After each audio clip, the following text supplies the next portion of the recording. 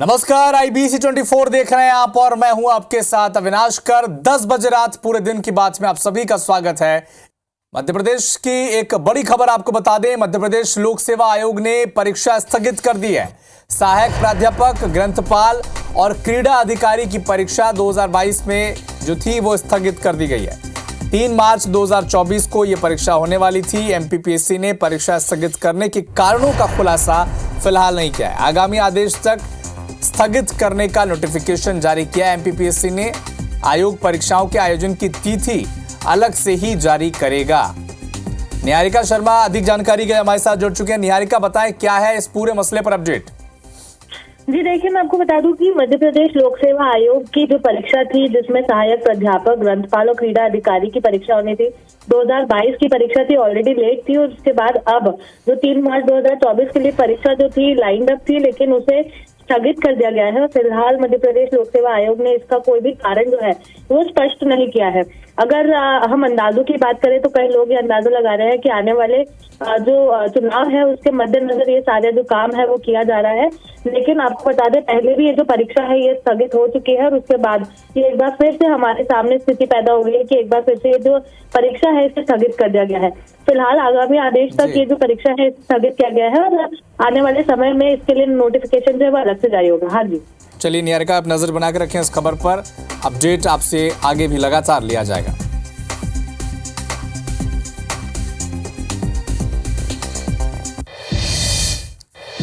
तो मध्य प्रदेश सरकार ने एक बड़ा फैसला लिया है। परिवहन चेक पोस्ट पर अब गुजरात मॉडल लागू किया जाएगा। मध्य प्रदेश में परिवहन चौकियां अब ऑनलाइन होंगी। सारा सिस्टम अब ऑनलाइन होगा। चेक पोस्ट पर करोड़ों की वसूली बंद होगी। बॉडी वॉर्म कैमरे पहनकर अब ड्यूटी करनी होगी। 15-15 दिन में अफसरों की पोस्टिंग की जाएगी। तो मध्य प्रदेश सरकार ने एक बड़ा फैसला लिया है। परिवहन से जुड़ा ये फैसला है। चेक पोस्ट पर अब करोड़ों की जो अवैध वसूली थी वो बंद होगी, क्योंकि पूरा जो सिस्टम था ये अब ऑनलाइन होगा। परिवहन चेक पोस्ट पर अब गुजरात मॉडल लागू किया जा रहा है। तो परिवहन चौकियां जो हैं मध्य प्रदेश में ये अब ऑनलाइन होंगी, जिससे जो पूरा सिस्टम है ये ऑनलाइन में तब्दील हो जाएगा। 15-15 दिनों में अफसरों की पोस्टिंग वहां पर होगी और इससे चेक पोस्ट पर जो करोड़ों की अवैध वसूली होती थी ये अब बंद होगी।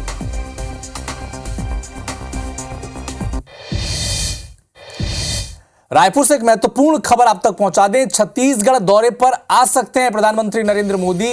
मैतारी वंदन की पहली किस्त PM मोदी जारी कर सकते हैं। 8 मार्च को मैतारियों को पहली किस्त जारी की जाएगी। गृह मंत्री विजय शर्मा ने इसकी जानकारी दी है। तो मैतारी वंदन योजना की पहली किस्त जारी करने के लिए प्रधानमंत्री नरेंद्र मोदी छत्तीसगढ़ आ सकते हैं। गृह मंत्री विजय शर्मा ने इसकी जानकारी दी है। 8 मार्च को मैतारी वंदन योजना के लाभार्थियों को पहली किस्त जारी की जाएगी और PM मोदी इसकी पहली किस्त जारी करने छत्तीसगढ़ दौरे पर आ सकते हैं।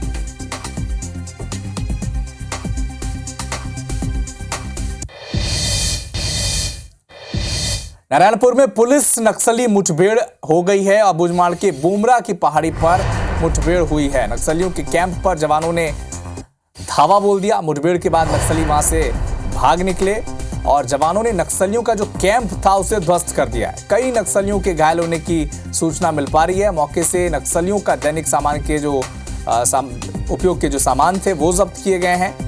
नारायणपुर DRG ने यह कार्रवाई की। तो जवानों ने नक्सलियों का कैंप ध्वस्त किया है। बड़ी संख्या में नक्सली घायल हुए हैं। दैनिक उपयोग की जो सामग्री थी नक्सलियों की उसे जब्त कर लिया गया है। तो नारायणपुर में पुलिस नक्सली मुठभेड़ हुई है। पुलिस ने नक्सलियों के कैंप में धावा बोला है। कई नक्सली घायल हुए हैं।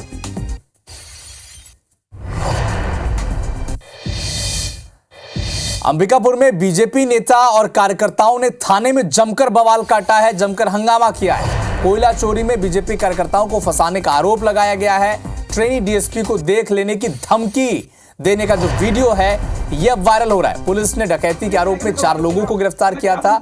इसके बाद अब थाने में बीजेपी नेताओं ने जमकर बवाल काटा है, जमकर हंगामा किया है। कोयला चोरी में बीजेपी कार्यकर्ताओं को फंसाने का आरोप लगाया जा रहा है। ट्रेनी DSP को देख लेने की धमकी दी गई है। तो हंगामे की तस्वीर आप देख पा रहे हैं अंबिकापुर से।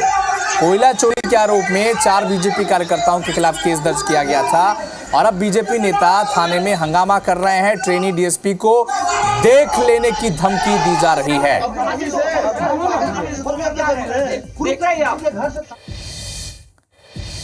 तो एक बार फिर से रायपुर में IBC 24 की खबर का बड़ा असर हुआ है। नगर निगम का गेस्ट हाउस अब बनेगा शकुन डहरिया के कब्जे वाला बंगला।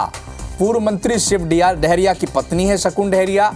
उन पर यह आरोप था कि सरकारी जमीन पर उन्होंने कब्जा कर लिया था। शासन के 3.5 करोड़ रुपए खर्च कर यह बंगला बनाया गया था।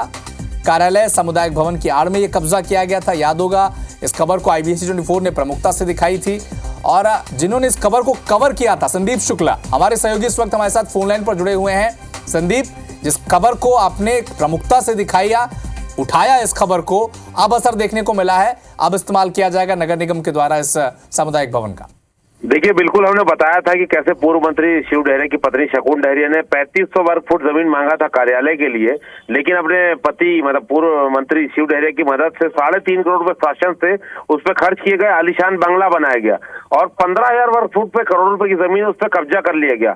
हमने खबर दिखाई, प्रमुखता से उठाया, जिसके बाद प्रशासन की टीम पहुंची, उस पूरे बंगले को खाली कराया गया, उसे सील बंद कर दिया गया है। अब नगर निगम आयुक्त ने पुष्टि की है कि इसे अब गेस्ट हाउस बनाया जाएगा नगर निगम का। मतलब कोई बड़ा आदमी, कोई बड़ा अधिकारी आता है, कोई बड़ा सेलिब्रिटी आता है तो नगर निगम इसे उपलब्ध कराएगा। इसके अलावा जो शहर के लोग हैं, अगर कोई उनके घर में पारिवारिक फंक्शन है, चाहे वैवाहिक है, धार्मिक है, कुछ भी है, तो शुल्क पटाकर इसका उपयोग कर पाएगा। और आपको बता दें कि 3.5 करोड़ रुपए, मतलब इसमें 65 इंच की 75 इंच की टीवियां लगी, सोनी की, मॉड्यूलर किचन है, ऑटोमेटिक वॉशिंग मशीन है, डबल डोर का फ्रिज है, कम से 8 से 10 सोफे हैं जिसकी झिल्ली भी नहीं उतरी है। तो ये सारा चीजें अब जो लेविश, बल्कि अब तो एक बार फिर से IBC 24 की खबर का असर देखने को मिला है। संदीप, आप इस खबर पर नजर बना के रखें, अपडेट आगे भी आपसे हम लगातार लेते रहेंगे। शुक्रिया तमाम जानकारी के लिए।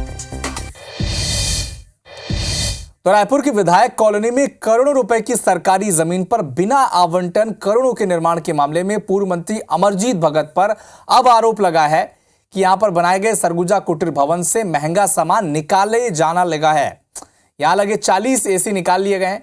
कई लोगों की टीम इस काम को अंजाम दे रही थी, जो IBC 24 के कैमरे में देखकर अब वो छिपने लगे। और इसका जायजा लिया हमारे संवाददाता संदीप शुक्ला ने। हमने आपको दिखाया था कि पूर्व मंत्री अमरजीत भगत के घर के सामने में जो सरगुजा कुटीर बनाई गई थी सरकारी ज़मीन पर, उस पर 30 से 40 AC लगे थे और कल हमने आपको इसी जगह पर उन ACO का आउटलेट दिखाया था। आज पूरे AC को निकाल लिया गया है। आपको बता दें, 8 से 10 लोगों की टीम हमने देखी जो अंदर घुस रही थी, कैमरा देखते वो निकल गए, लेकिन आप दरवाज़ों पर निशान देख सकते हैं, पाइप के निशान, कीलों के निशान। इस जगह पर 20 से 25 AC के आउटलेट लगे थे। पूरी लंबाई जो दीवार की 50 फुट है, यहाँ पर AC के आउटलेट लगे थे और अब वो सारे आउटलेट जो है वो निकाल लिए गए हैं। तो कुल मिला के एक बात तो समझ में आ रही है कि सरकारी पैसा खर्च किया गया था। अच्छा, आप लोग ये इसको कहाँ ले जा रहे हैं? AC को हम लोग को तो नहीं मालूम साहब। आप लोग उठा रहे थे? आदमी है नहीं तो कहाँ ले जाने बोले? नहीं, हम तो बस निकाल के रख दिए थे। किसने बोला निकाल? भैया ने। जो AC और AC के आउटलेट है उसे निकाला जा रहा है और यहाँ से ले जाया जा रहा है। बड़ी संख्या में यहाँ लोग थे और ये लगातार AC को निकाल रहे हैं। हालांकि जवाब नहीं दे रहे हैं, जवाब बार बार लेने से पूछने का प्रयास कर रहे हैं। हालांकि ये AC आप लोग निकाल के कहाँ रखें? सर मेरे को नहीं मालूम, मैं नहीं जानता इस सब के बारे में। कहीं ले जा रहे थे? नहीं। तो बस निकालने? नहीं, यहाँ था तो इधर साइड रख दे रहे थे उसको। तो कौन निकाला है? अब उसको ही बारे मेरे को नॉलेज नहीं है। AC लगाए गए थे, वो निकाले जा रहे हैं, लेकिन एक बड़ा सवाल है कि ये सामान जा कहाँ रहा है। ये सबसे बड़ा सवाल है कि किस विभाग से पैसा आया, किसने सेंक्शन किया। इन बातों का अमरजीत भगत जवाब नहीं दिया उन्होंने क्लियर कट। एक ही बात कहते रहे, सरकार की ज़मीन थी, सरकार का पैसा था, सरकार के लोगों के लिए बनाया था। लेकिन अब ये सामान अगर निकल रहा है तो वो जा कहाँ रहा है, ये अपने आप में बड़ा सवाल है और बड़ी जांच का विषय है। क्योंकि करोड़ों रुपए से बना हुए हैं, इन पे जो AC लगे हैं, सामान लगा है, कांच की खिड़कियाँ, तमाम चीज़ें हैं, टीन का शेड है, लोहे का काम है, 10,000 फुट का हॉल है। तो इससे जो सामान निकाला जाएगा आखिर वो जा कहाँ रहा है, अपने आप में बड़ी जांच का विषय है। देखते हैं कि इस पर सरकार क्या रुख लेती है और क्या इस मामले की जांच होती है या ठंडे बस्ते में डाल दिया जाएगा। कैमरामैन योगेंद्र मिश्रा के साथ संदीप शुक्ला, IBC 24 रायपुर। रायपुर की विधायक कॉलोनी में लगभग 1 एकड़ जमीन पर करोड़ों रुपए खर्च किए। पूर्व मंत्री अमरजीत भगत की तरफ से कराए गए भवन निर्माण पर अब सवाल उठ रहे हैं। इस भवन को बनाकर इस्तेमाल किया गया, फिर इसे सामुदायिक भवन में तब्दील कर दिया गया। इस खुलासे के बाद IBC 24 की टीम ने अमरजीत भगत से बातचीत की। किस अधिकार से इसे सामुदायिक भवन बनाया गया है और ऐसे कई सवालों का भगत कोई सीधा जवाब नहीं दे पाए। पूर्व मंत्री से खास बातचीत की हमारे संवाददाता संदीप शुक्ला ने। ये सामने आपके बंगले के सामने ही सरगुजा कुटीर है। इस पे आप लगातार 5 साल आप काबिज थे, बैठकें होती थी, मगर इसका आवंटन क्यों नहीं हुआ और आज इसकी क्या स्थिति है जमीन की? ये बताइए, जितनी बात आपने कही है, पता नहीं आप किसके कहने से कहे हैं तो मैं नहीं जानता, और किसको तकलीफ है। हमको जो सरकारी आवास मिला था वो इतना जीर्ण शीर्ण अवस्था में था कि वहाँ रहना और ऑफिस चलाना संभव नहीं था। चरागन की जमीन है, इसकी भी जमीन है। कौन सा मैंने पट्टा बनवा ली, कौन सा उसका मालिकाना हक ले ली? सरकारी काम था, सरकारी काम के लिए उपयोग किया। या जाड़ी झंकार था, पूरा गड्ढा था, हम बनवा दिए बढ़िया गार्डन प्लेन खड़ा होने के लिए, तो किसको तकलीफ है? नहीं, लेकिन एक बात तो ये मानेंगे कि भाई कायदे से देखा जाए तो सरकारी पैसा लगा है इस पे। तो मैं कौन सा बोल रहा हूँ कि मेरा पैसा लगाया हूँ? वही कह रहा हूँ कि इस पे सैंक्शन कैसे हो सकता है? करोड़ों रुपए का बना है अगर, क्योंकि जमीन तो चारागान की है। सरकार को अपने उपयोग के लिए सैंक्शन और कौन से परमानेंट है? नियम कायदे कानून तो होंगे ना भगत जी, नियम कायदे कानून। नहीं तो आप पढ़ लीजिए ना भाई। लेकिन अभी तो उस पे शिव शक्ति मंदिर कमेटी का बोर्ड लगा और एवं सामुदायिक भवन का बोर्ड लगा है। शिव शक्ति सदन आपका मकान भी है, तो ये कौन सी कमेटी है और ये सामुदायिक भवन कैसे हो? ये रजिस्टर्ड है, ये मंदिर जो बनी है ना, मंदिर बनी है, रजिस्टर्ड है, लेकिन जमीन तो सरकार की है। तो एक कमेटी बना देना और उसको किस अधिकार से आप मंदिर को दे सकते हैं कमेटी को? मैं ऐसा करिए ना, आपको मंदिर से तकलीफ है? नहीं, मंदिर से तकलीफ नहीं है। हम ये कह रहे हैं जो भवन है ये सामुदायिक कैसे हो गया? पहले सुनिए, आपको हमने जो सड़क बनवाया, नाली बनवाया, गार्डन बनवाया, मंदिर बनवाया, ये सबसे तकलीफ है। सब बहुत अच्छा है, सब बहुत अच्छा है। ये सबसे तकलीफ है तो बुलडोजर ला करके सब चलवा दो। अच्छा, किससे किससे फंड लगे हैं? उससे बनाइए, जो बनाया है उसको आप खोजिए, उसको आप बता देंगे तो मदद हो हो जाएगी। गया, हमने कर दिया ना। बोला कि सरकारी है, सरकारी बना था और सरकार में रहते हुए कैंप कार्यालय का उपयोग किए। ये मेरा निजी नहीं है, ये अब स्वाभाविक रूप से ये नगर निगम का एरिया है तो नगर निगम ने बनाया है। वो मना कर रहे हैं नगर निगम वाले कि हमारे जोन में भी नहीं है, बोलते 9 नंबर भी 10 नंबर भी। ठीक है। अब वो पहली है, उसको देख लो। अस्थायी कैंप कार्यालय हमेशा अस्थायी होता है, स्थायी निर्माण नहीं होता। हालांकि विभाग कौन सा है आप भी इस पे क्लियर बता रहे नहीं है। अब देखते हैं इस पे होता क्या है, क्योंकि अभी भी जो जमीन है वो सरकारी है, कृषि और चारागान बताई जा रही है। अब नई सरकार आई है, क्या इसका उपयोग कैंप कार्यालय के लिए होता है या फिर सामुदायिक भवन के रूप में से इस्तेमाल किया जाता है? क्योंकि जो पिछला मामला था शिव डहरिया जी का, शकुन डहरिया जी का, सामुदायिक भवन को लेकर ही बड़ा बखेड़ा खड़ा हुआ था। अब देखते हैं कि क्या जांच होती है और उस पर सरकार क्या निर्णय लेती है। कैमरामैन योगेंद्र मिश्रा के साथ संदीप शुक्ला, IBC 24 रायपुर।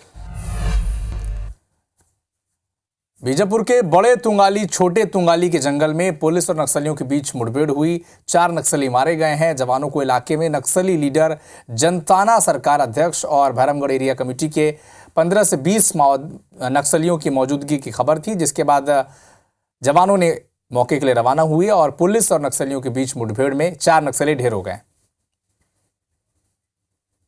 बटालियन 80 और 231 की संयुक्त कार्रवाई में आज छोटे तुंगाली और बड़े तुंगाली के बीच के जंगल में आज एक मुठभेड़ हुआ, जिसमें 4 नक्सली मारे गए हैं और उनसे हमें भरमार, BGL लॉन्चर और कारतूस और टिफिन बम जैसे कई सारे सामान बरामद हुए हैं। अभी उनकी शिनाख्त की कार्रवाई हो रही है। तो फिलहाल इस बुलेटिन में इतना ही, लेकिन देश और दुनिया के साथ MP और छत्तीसगढ़ के सभी अपडेट के लिए आप जुड़े रहिए हमारे साथ। नमस्कार।